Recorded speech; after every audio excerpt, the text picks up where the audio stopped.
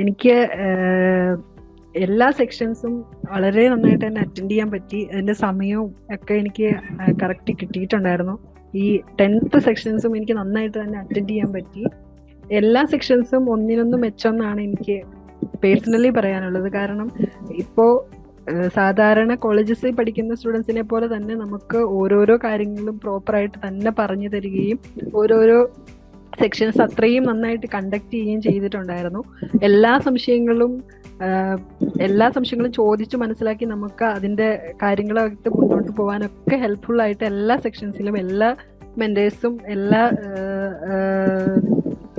നമ്മളെ ഹെൽപ്പ് ചെയ്തിട്ടുണ്ടെന്നാണ് എൻ്റെ പേഴ്സണൽ ആയിട്ടുള്ള അഭിപ്രായം. പിന്നെ പ്രത്യേകിച്ച് ഒരു സജഷൻസോ കാര്യങ്ങളോ എനിക്ക് പറയാനില്ല.